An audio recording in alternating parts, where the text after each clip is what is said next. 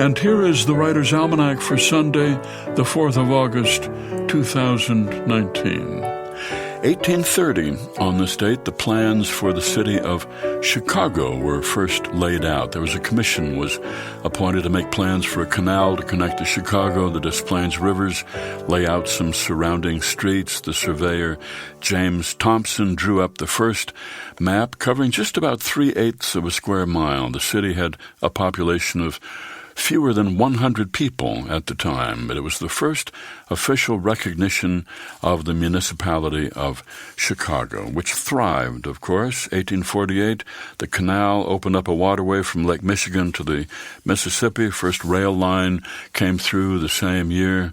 Mail-order retailers sprang up: Montgomery Ward, Sears, Roebuck, huge feedlots and slaughterhouses, and the city was on its way.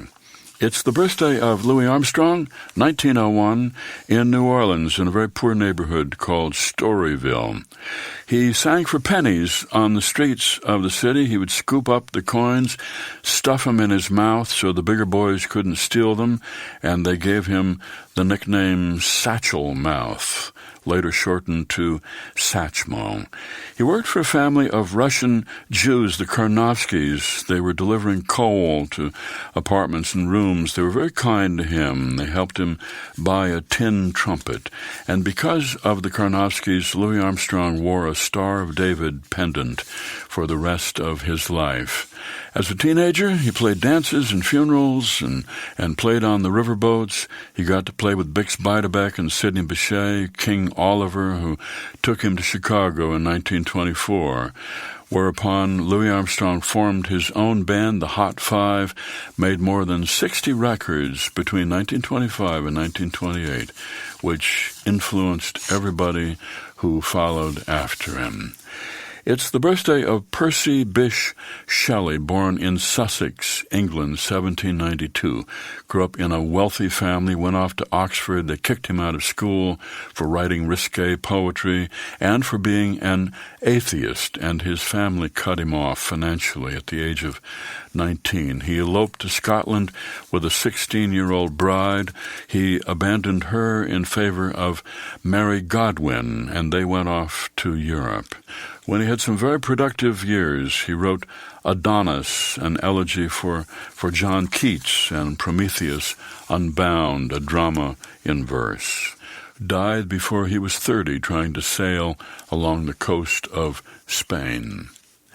It's the birthday of the poet Robert Hayden, born in Detroit, 1913. Went to work for the Federal Writers Project, studying black history and folk culture. Became the first African-American to become poet laureate. And it's the birthday of Barack Obama, the author and 44th president, born in Honolulu in 1961. Here's a poem for today by Shelley, Percy Bysshe Shelley, entitled To a Singer.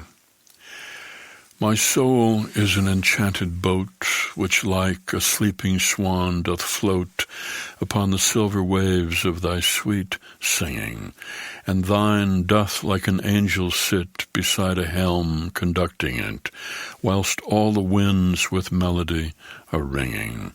It seems to float ever, forever, upon that many-winding river between mountains, woods, abysses, a paradise of wildernesses, till, like one in slumber bound, borne to the ocean, I float down, around, into a sea profound of ever-spreading sound.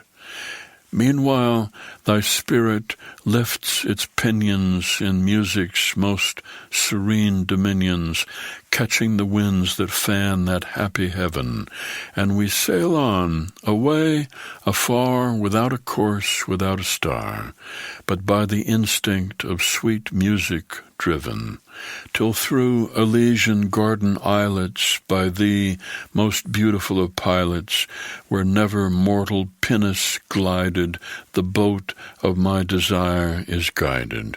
Realms where the air we breathe is love, which in the winds on the waves doth move, harmonizing this earth with what we feel above. To a singer, by Percy Bysshe Shelley. And that's the Writer's Almanac for Sunday, August the 4th. Be well, do good work, and keep in touch.